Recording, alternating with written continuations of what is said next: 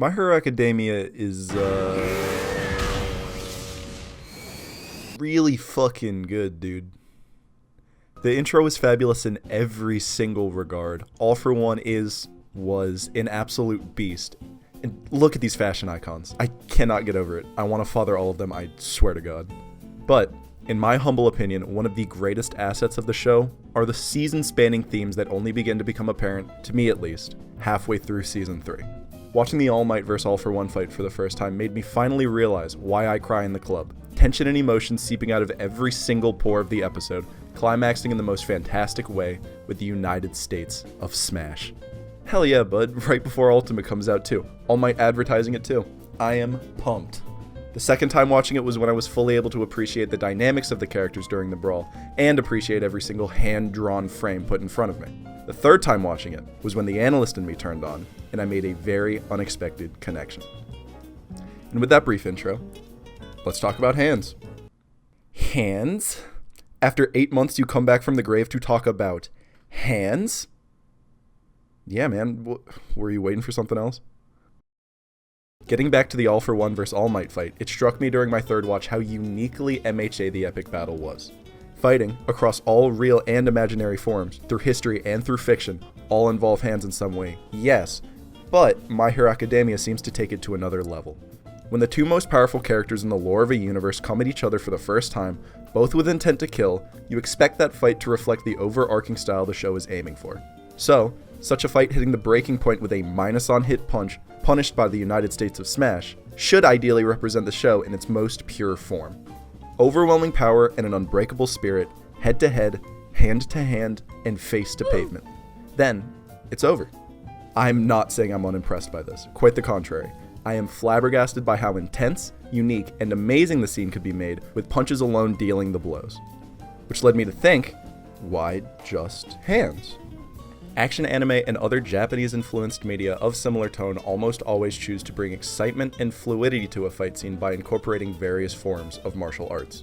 By taking moves and movements from kendo, taekwondo, karate, or the like, you can show off unique choreography and animation, leading to a gripping fight from the action alone. Although not an anime per se, my go-to example for fights like these are those from Avatar: The Last Airbender. And after brushing aside my love for Ty Lee, it's not difficult to see immediate, stark differences in the fight scenes. Backflips, high kicks, and roundhouses create scenes almost incomparable to My Hero Academia, while the source material of unique, evolving powers being used for combat are comparable in at least a few regards. So, back to the question, why just hands? What is the show's affliction with hands? What do Midoriya's bloody, broken hands, along with All Might's newly mangled fist, mean for the show? Why is Shigaraki's costume just a shit ton of hands, and why is the official artwork constantly posed like a punch is about to be thrown? No, the affliction is not a creepy fetishy thing like feet and iCarly. Zack Snyder thinks he's slick. Nobody writes an episode about getting your toe stuck in a faucet without wishing they were the faucet. The hands in My Hero Academia actually do mean something, so let's get into finding out what. To do so, we need to get philosophical for a minute. Hands are distinctly human. Paws are seen in the animal kingdom in species from cats to bears. Fins are seen on every imaginable water-dwelling life form. Hooves are obvious signs of horses, cattle, and the like. But hands are unique to humans. And monkeys and apes, but I've never seen one of them do a wave dash, so they don't count. The opposable thumb and our fine motor control over it allowed humans to create increasingly complex tools, giving us the power to bend nature to our will, placing us at the top of the food chain. Hands have created, hands have nurtured, hands have given, and hands have destroyed. They are the unique trait that makes us, us. Altogether, hands are the purest form of humanity. And with this framing in mind, you begin to look at My Hero Academia a bit differently.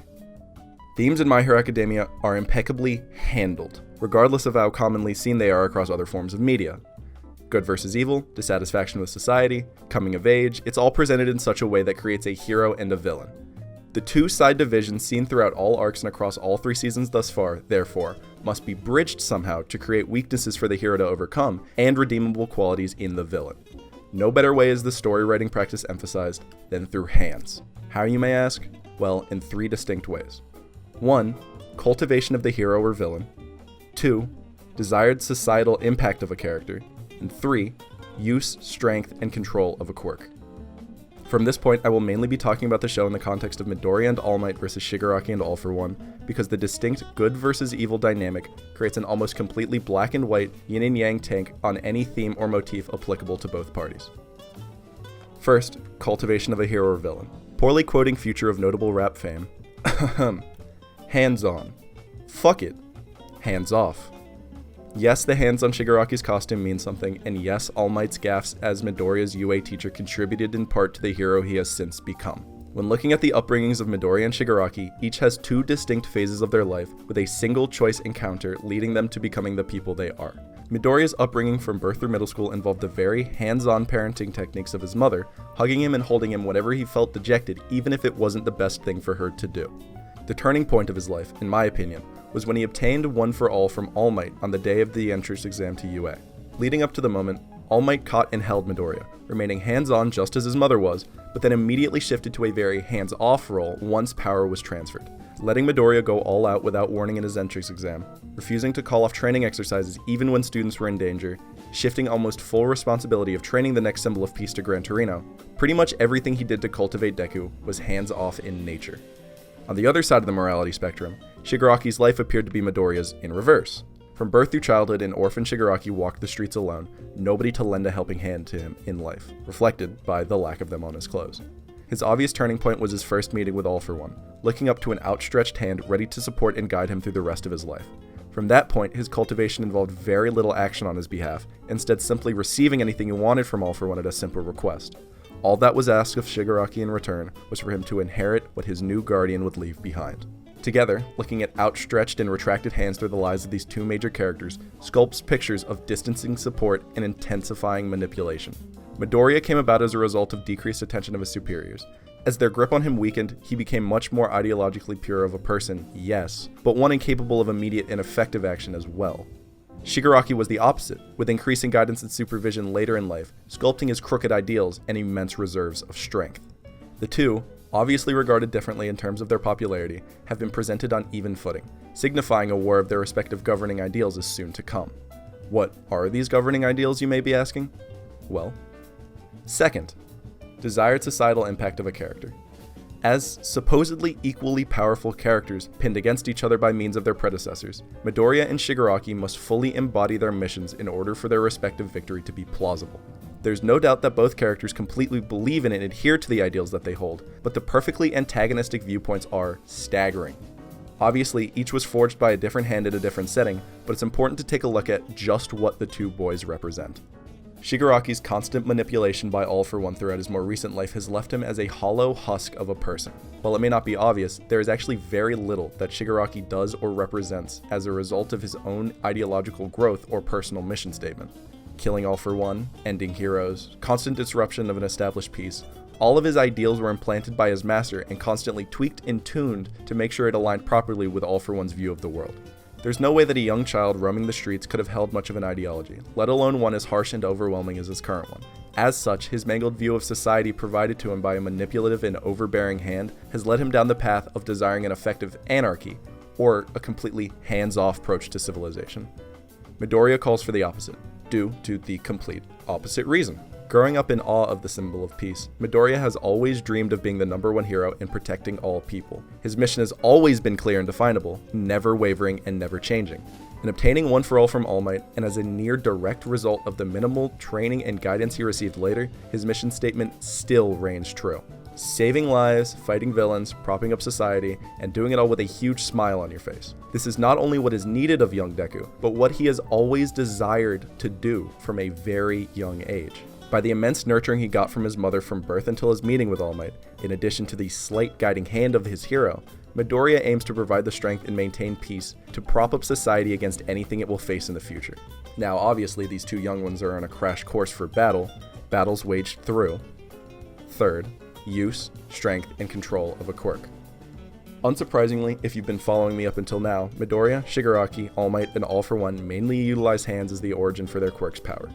With the two young characters' upbringings having such distinct parallels as described previously, this would make a good amount of sense. The distinct powers that the two exude, therefore, are pretty accurate reflections of everything mentioned so far. Now, this section is the most poorly titled, I'll say that now. If I wanted to talk about how Midoriya and Shigaraki's quirks represent them, I would say Shiggy break, Deku build, one weak, one strong, both have hands. Simple, quick, and to the point, yeah, but supportive of my long, rambling arguments about hands, not so much. What I really mean to discuss is how their hands find use in their quirks, and how this represents the two sides of the incoming war. Midoriya, obviously, is about to become the new symbol of peace. Regardless of if he is ready for it or not, the title will soon come to him, and he will need to have the strength to smile through adversity and make everyone else feel safe.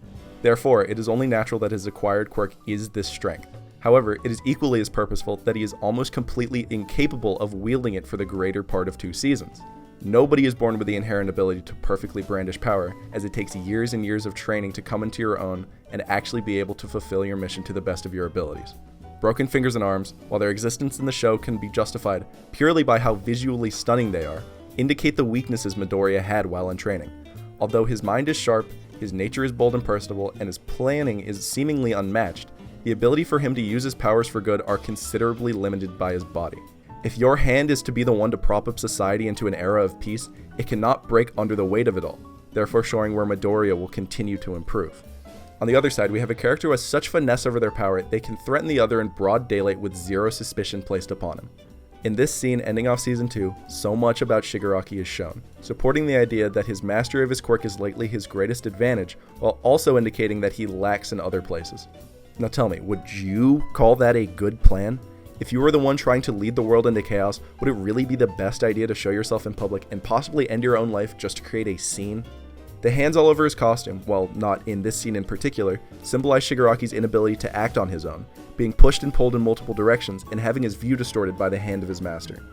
Shigaraki's growth must come in the form of self-realization and leadership potential, especially after the loss of All for One. These two boys will wage an all-out war against each other. They will do so before they realize what it truly means to be a hero or a villain, and their head-to-head fight will dictate the future of the world. Both understand this, and both are ready to fight. What neither understands, however, is how similar they are to each other. Two sides of the same coin, or two hands of the same body. Altogether, I hope I've painted a picture of how My Hero Academia expertly uses hands to craft a compelling, distinctly human symbol that resonates across 3 seasons, building up across multiple generations of One for All, climaxing in the unbelievable murder-suicide that was All Might vs. All for One. It may have been a finger painting, but my mom would still put it up on the fridge, so that's enough for me. Fist to fist, there's no better way for these two powerhouses to have ended each other, passing off the torches of their respective causes to their successors, the next generations of good and evil, further building up the true war yet to come. In a sense, framing hands with such high importance brought humanity to both good and evil.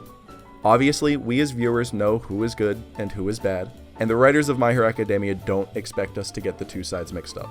Yet, the line is becoming obviously blurred. As much as we like to think that a truly perfect person exists, they don't, and as easy as it is to title a bad person irredeemably evil, they aren't.